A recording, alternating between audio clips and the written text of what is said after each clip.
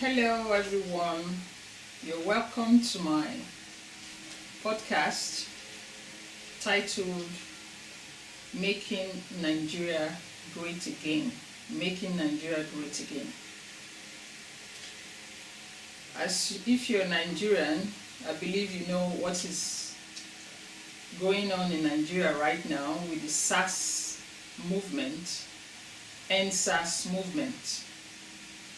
And unfortunately, 2 weeks ago, on the 20th of October 2020, during a peaceful protest, Nigerian youths were murdered by the military. So, first of all, I'd like to introduce myself. My name is Hilda Oti. I am the president of Nigerians in Paris Association. This is an association I created about 12 years ago. I created this association, Nigerians in Paris. So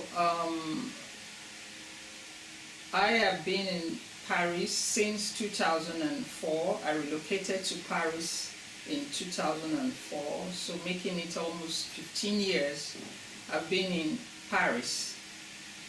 But despite being in Paris, I've been following what is going on in Nigeria. I've been writing about corruption. I've been writing about the ills in the Nigerian society, and now with the SARS movement, I felt it necessary to create this platform called Making Nigeria Great Again to enable us, Nigerians in diaspora and those at home, to have a common place where we can discuss issues concerning governance in Nigeria. So, if you're Nigerian or you're friends of Nigeria, you can follow this page, Making Nigeria Great Again. So today's topic, it's about the massacre, the Lekki massacre that took place recently when the Nigerian army opened fire on some peaceful protesters at Lekki toll gate. You know, after the incident, it took the president a long time to respond to what happened at Lekki. And also the governor of Lagos State said that there was no death. But later we discovered from the videos and photos that a lot of Nigerian youths were killed. Okay? Nigerian youths were killed. So a nation as big as Nigeria, as great as Nigeria, in the 20th century, decided to send army officers against its own, the youths of tomorrow, to eliminate them. You know, it beats my imagination that such a thing can happen in Nigeria.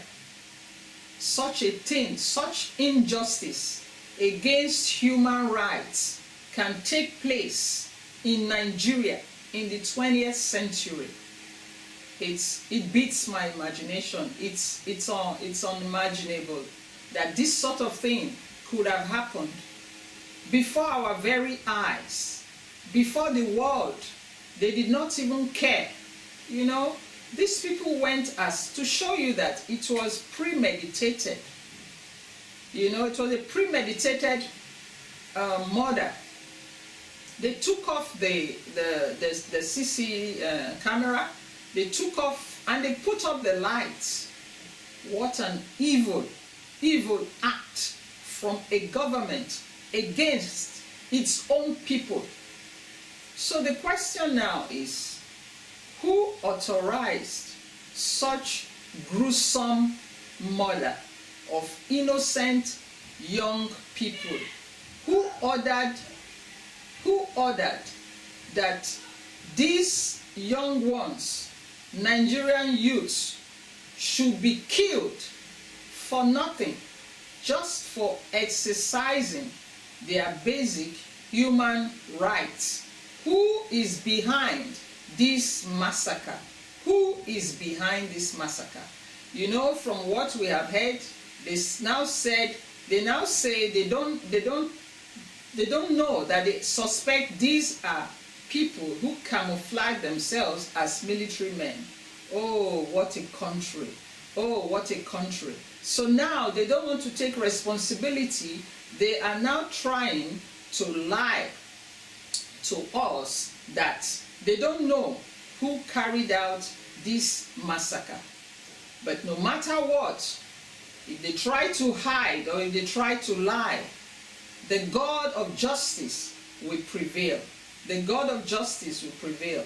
So what am I talking about today? What I want to ask is, because I saw some videos of the fallen youths, the youths that died. I saw some videos showing their burial, and it was so heartbreaking. Who is responsible? Who is responsible for the expenses of the burial ceremony? Who? And another thing I want to know is, what is the compensation for these youths that were killed? Because they must not die for nothing. They must not die for nothing. They must not die for nothing. Their blood was shed while they were holding the Nigerian flag. So the Nigerian government has the responsibility to take care of those that died and to take care of those that were injured, those that are in the hospital, those that have recovered. So the government has the moral responsibility to take over the affairs of these ones. So my suggestion is, the government should pay each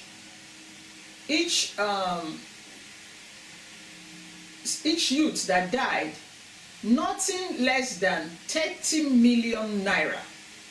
30 million naira each for each fallen Nigerian youth, because they were holding the Nigerian flag.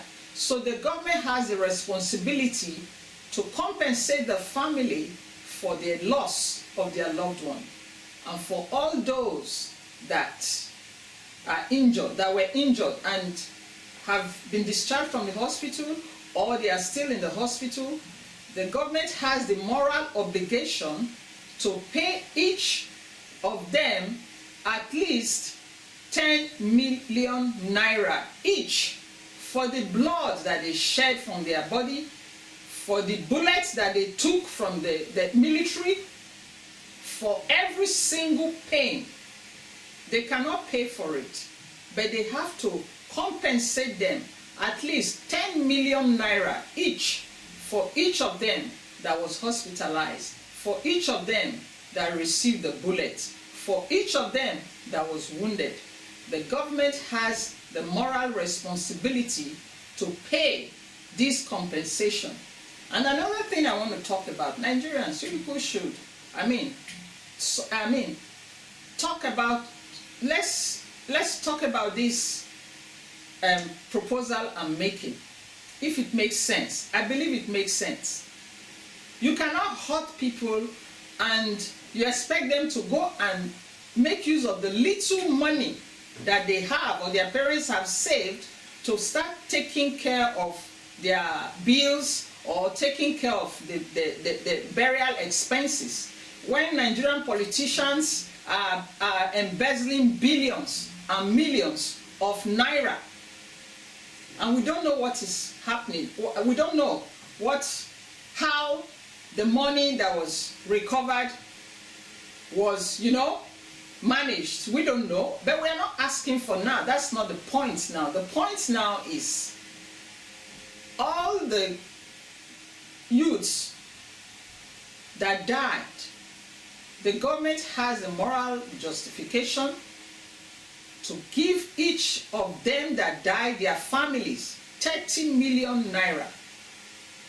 Because those kids were striving to become somebody in the future so that they can take care of their parents, so that they can take care of their loved ones. Now that the government has cut their life by sending, it only makes sense. They should give the families 30 million. You cannot buy their life. We are not saying you should buy their life, because no amount of money can bring them back. No amount of money can bring them back. So what I'm saying is that the government should pay each family 30 million naira. And the ones that were injured, that received the bullets but survived it, and they're in the hospital or they have been discharged, the government should pay them 10 million naira each.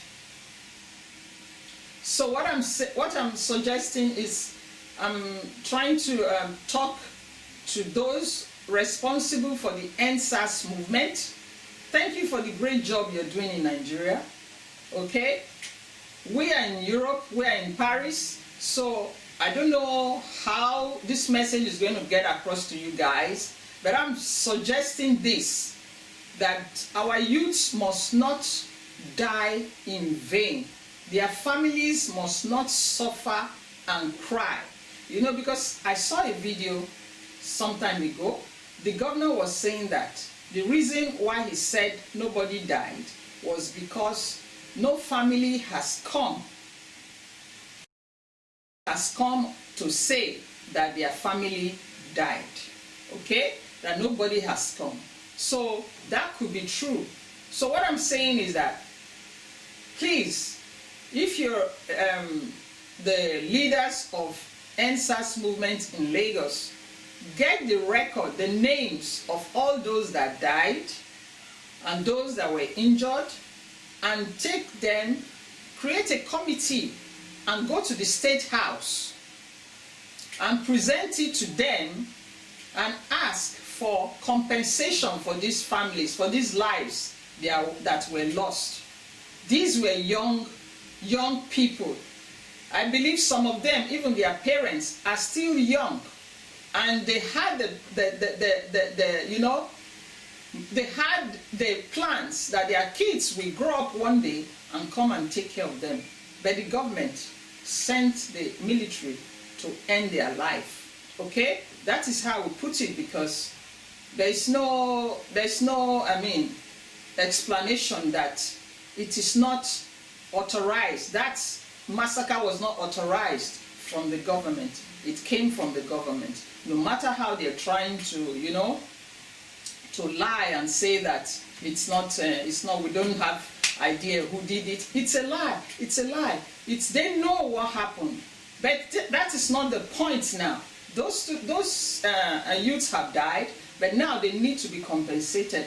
And another thing I want to ask, ask the organizers of this EndSARS movement in Nigeria, is that we should ask for a National Remembrance Day, okay?